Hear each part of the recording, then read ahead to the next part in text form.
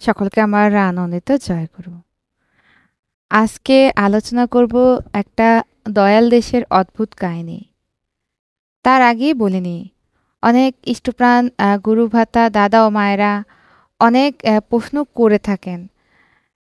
আমি আমার যথাসাধ্য চেষ্টা করি পরমদয়ালের দয়ায় আমার ক্ষুদ্র জ্ঞান থেকে সে সমস্ত প্রশ্নের উত্তর দিতে। তাই আপনাদের যত প্রশ্ন থাকে পরমদয়াল সম্বন্ধে আপনারা প্রত্যেকেই কমেন্ট করবেন।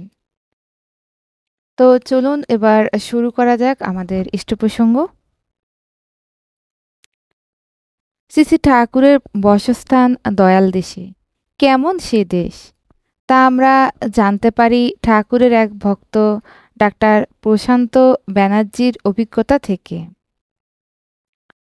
তিনি মৃত্যুবরণ করেন এবং দয়াল দেশে যান, পরে আবার জীবিত ফিরেও আসেন।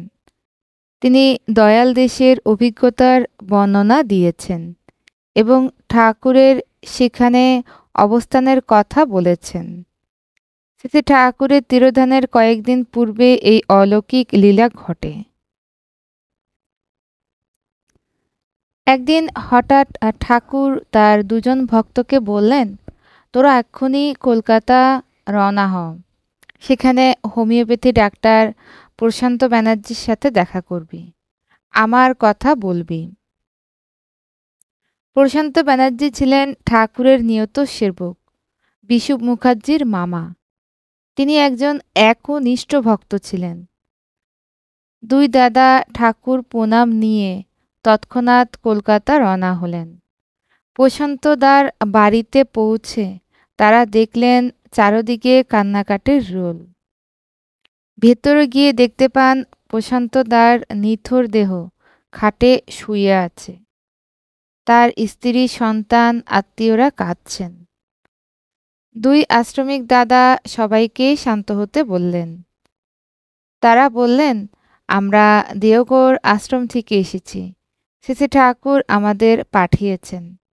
চলুন সবাই মিলে পরমদয়ালের নাম করি। তারপর 1 ঘন্টা ধরে নাম করলেন। এরপর প্রশান্তদার দেহে প্রাণ সঞ্চার হলো। তিনি জয়গুরু বলে উঠে বসতে চাইলেন। দাদারা বললেন, আপনি শুয়ে থাকুন, আপনি অসুস্থ। কিন্তু প্রশান্তদা বললেন, আমি এখন একদম সুস্থ। এই মাত্র দয়াল দেশ থেকে ঘুরে এলাম। তিনি বললেন, যখন ঠাকুর আপনাদের নির্দেশ দেন তখনই আমি দয়াল দেশে যাত্রা করি। আমার আত্মা দেহ থেকে বেরিয়ে আমার দেহ ঘিরে পরিক্রমা করছিল। আমি সবার কাছে বলছিলাম, আমি আছি, কেঁদো না, কিন্তু কেউ শুনছে না। তারপর এক জ্যোতিষ্মান পুরুষ ইশারা করলেন, আমি তাকে অনুসরণ করলাম। সেই মুহূর্তেই আমি এক অজানা পথে যাত্রা করলাম, মহাপ্রস্থান যাকে বলে। চারিদিকে ঘুটঘুটে অন্ধকার। আমি বললাম, কিছু দেখতে পাচ্ছি না। দেবদূত এক সাংকেতিক শব্দ করলেন এবং আমাকে শব্দ অনুসরণ করতে বললেন। আমি অন্ধকার ভেদ করে পৌঁছালাম আলোর এক জগতে। সিগ্ধ জ্যোতির্ময় এক পরিবেশ। সেখানে এক শ্বেত পাথরের মনোরম অট্টালিকা। দেবদূত আমাকে ভিতরে নিয়ে গেলেন। ভিতরে দেখি ঠাকুরের জন্য একটি দুধ সাদা শয্যা প্রস্তুত। পাশেই হলঘরে অনেক জ্যোতিষ্মান লোক সাদা পোশাকে ধুন করছেন, বীণা বাজছে। তাদের অনেককে আমি চিনতাম, সৎসঙ্গও করেছি তাদের সঙ্গে, কিন্তু কেউ আমায় দেখল না, চিনলও না। হঠাৎ দেখি ঠাকুর প্রবেশ করলেন। তিনি এসে চৌকিতে বসলেন। আমিও দেবদূত ঠাকুরকে প্রণাম করলাম। ঠাকুর বললেন, ওকে কেন এনেছিস? দেবদূতরা বলল, আপনার নির্দেশে। ঠাকুর বললেন, তাহলে কোথাও ভুল হয়েছে, ওর অনেক কাজ বাকি, ওকে ফেরত নিয়ে যা। আমি প্রণাম করে সেই পথে ফিরে এলাম। দেবদূত আমায় আবার দেহে পৌঁছে দিলেন। এই লীলা মানুষের মনে চেতনা সৃষ্টির জন্য। বিশু মুখার্জিদা বললেন, ঘটনাটি সম্পূর্ণরূপেই সত্য। এই প্রসঙ্গে ঠাকুরের এক আলাপন উল্লেখ করছি। 1324 সালের 10ই চৈত্র ঠাকুরকে প্রশ্ন করা হয়েছিল, মৃত্যুর সময় কোন দেশে যাচ্ছি বুঝব কি করে? ভয় করে না? ঠাকুর বললেন, চিত্রগুপ্তের কথা শুনেছ তো? সারা জীবনের কার্য চিন্তার ছবি মৃত্যুর সময় একে একে দেখা দেয়। এরপর দেখা যায় জ্যোতি। যারা সাধনার দ্বারা জীবনদশায় এই জ্যোতি দেখেছে তারা মৃত্যুকালে ভয় পায় না। সদ্গুরু তখন জ্যোতির মধ্যে এসে দাঁড়ান, পরিচয় হয়ে যায়। আর যারা কামনায় লিপ্ত তাদের মনের ভাব মৃত্যুকালে আকার নিয়ে সামনে আসে। যেমন যদি খারাপ চিন্তা থাকে তবে মৃত্যুর সময় তারই বিকট রূপ দেখা যায়। এই ঘটনার পর প্রশান্তদার উপলব্ধি ছিল ঠাকুরের সেই বাণীর দ্যোতক। ইষ্ট হলেন বদ্ধনার প্রতীক। তিনি সৎ, সমস্ত সত্তার অস্তিত্ব। তিনি চিত চেতন দীপ্ত। তিনি আনন্দ, সর্বজনের আনন্দ। শ্রী ঠাকুর বলেন, যতটা তুমি ইষ্টকে ভালোবাসো ততটাই তোমার চরিত্র, বাক্য, কর্মে তার ছাপ পড়ে। প্রীতিপরায়ণতা মানুষকে পরমের ইচ্ছার অনুগামী করে তোলে।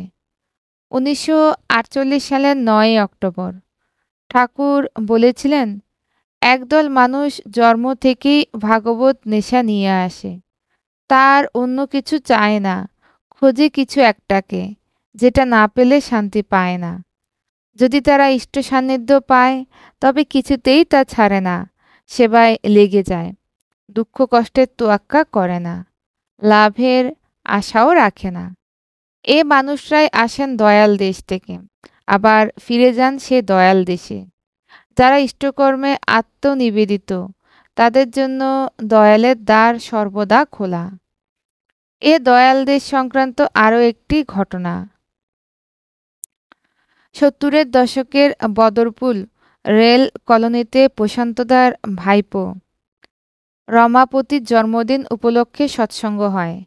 শিলচর থেকে কুমুদা, রবীন্দ্র চৌধুরীদা, তেজপুর থেকে ডাক্তার রামমোহন দাস এসেছিলেন।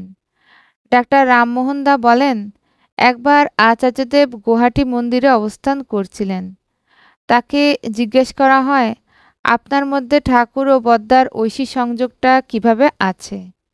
প্রথমে দাদা কিছু বলেননি, কিন্তু একদিন হঠাৎ বলছেন, শ্রী ঠাকুর বাবাকে এনেছিলেন তার কাজের জন্য। আমিও এসেছি তারই দয়ায়। কাজ শেষ হলে ফিরে যাব তার কাছে। তিনি বলেন, ভগবানকে উপলব্ধি করা, সেবা করা, উপভোগ করাই আমাদের জীবনের উদ্দেশ্য।